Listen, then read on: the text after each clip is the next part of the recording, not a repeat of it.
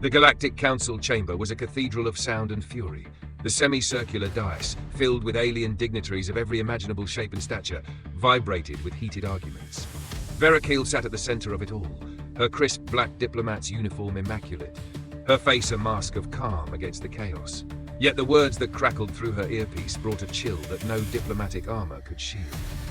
"Epsilon Prime is gone," came the transmission, the voice trembling with restrained panic. "Supreme Commander Zareth Vox, Coalition forces, total annihilation." She leaned back, the words settling like a weight on her chest. Her amber eyes flicked to the holographic display hovering before her. The live feed showed delegates from dozens of species, some shouting, others whispering conspiratorially. The news of Epsilon Prime's destruction hadn't reached them yet, but it would soon. Vera pressed her fingers to her earpiece. "Survivors?" "A handful of evacuation ships, Ambassador. Most of the colony didn't make it." Her jaw tightened. "Understood. Keep them safe." Cutting the transmission, she stood, smoothing the front of her jacket as she stepped into the light of the chamber. The room's clamor dimmed as her presence drew attention. She could feel their eyes, calculating, skeptical, some openly hostile. Humanity's position in the galaxy was fragile, a tenuous thread fraying with each new crisis. Vera cleared her throat. "Esteemed council members," she began, her voice firm but composed, "I bring urgent news." The room fell silent, anticipation thick in the air. The Coalition's envoy, a crimson-armored figure seated at the far end, shifted imperceptibly, the movement small but telling. They already knew. "The human colony of Epsilon Prime has been attacked by Coalition forces," Vera said. Gasps rippled through the assembly. Destroyed. Innocent lives lost. Survivors fleeing. And for what? The Coalition's endless quest to impose their order on a galaxy that values its freedom. She paused, letting the weight of her words settle. "This is not just humanity's fight. This is an attack on the principles this council was built upon. If we allow such aggression to go unanswered, who among you will be next?" The room erupted again, voices clashing like waves in a storm. Vera held her ground, her expression unwavering, as she waited for the chaos to crest. Draven Locke's command deck was a flurry of controlled chaos. The hum of the Resolute's engines a steady undercurrent to the urgency around her. She stood at the center of it all, her cold, businesslike demeanor a stark contrast to the tension gripping her crew. "Captain," Lieutenant Alvarez called from the comm station. "We've intercepted a distress signal from Epsilon Prime. It's bad." Draven stepped closer, her polished boots ringing against the metal floor. "Play it." The bridge fell silent as the transmission crackled through the speakers. Static-laden screams, the rumble of explosions, and a desperate voice rose above the chaos. "This is Epsilon Prime. We are under attack by Coalition forces. Civilians, we need evacuation. Please, someone." The message cut out abruptly, leaving only the low hiss of static. The silence that followed was deafening. "Any trace of evacuation ships?" Draven asked. "Yes, ma'am," Alvarez said. "Several life signs aboard scattered vessels, but Coalition ships are pursuing them. If we don't act..."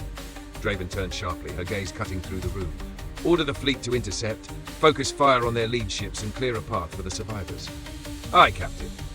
She turned to her XO, Commander Harris, who watched her with a mix of admiration and unease. "Harris, send a report to command. Make sure they know what happened here." Harris nodded. "And the survivors?" Draven's voice was steady, but her eyes betrayed a flicker of emotion. "We'll get them out, or we'll die trying."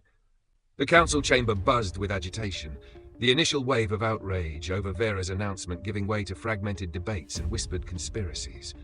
Vera Kael sat back in her chair, her amber eyes scanning the room. She could feel the cracks forming among the delegates, like a fragile structure ready to collapse under its own weight.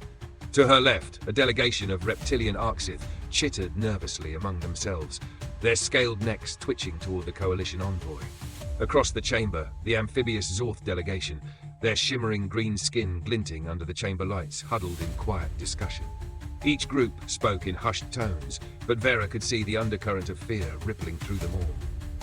"Ambassador Kael," a smooth, disdainful voice interrupted.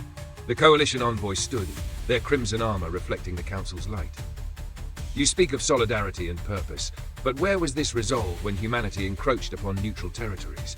You dare claim innocence while spreading chaos among the stars?" A murmur rippled through the chamber as the envoy's accusation took root. Vera stood, her movements deliberate, her voice calm yet cutting. "You mistake survival for chaos, envoy. Humanity has thrived not because we sought conflict, but because we adapted. When others saw a chaotic race, what they failed to see was ingenuity, determination, a willingness to act when others hesitated. Her words struck like a blade, and the chamber quieted once more. The envoy's visor tilted slightly, an unreadable gesture, but their silence spoke volumes. Vera turned her attention back to the broader assembly. And to those who question our methods, I ask this: where were the Coalition's principles when they annihilated Epsilon Prime? Were those colonists a threat to your precious order? The Zorth delegation shifted uneasily, their leader rising to speak. Ambassador Kael, your words carry weight, but so do the Coalition's accusations. If we are to stand with humanity, we must know, will your race escalate this war? Vera held her gaze steady. We seek no war, Counselor. We seek only the right to live without fear of annihilation. But make no mistake, if the Coalition insists on forcing our hand, humanity will respond, and we will not be alone. The chamber fell silent, her words hanging heavy in the air. Slowly, she sat, her composure unbroken. Around her, the delegates whispered, their voices like a storm gathering strength. The Coalition envoy remained standing for a moment longer before sitting as well. Though they said nothing further, Vera could feel their simmering disdain. In her earpiece, a faint transmission crackled through. Ambassador, further reports from Epsilon Prime survivors. They confirm Coalition forces are repositioning near other colonies. Vera's jaw tightened. She needed to act quickly, both here and with her people. Time was running out.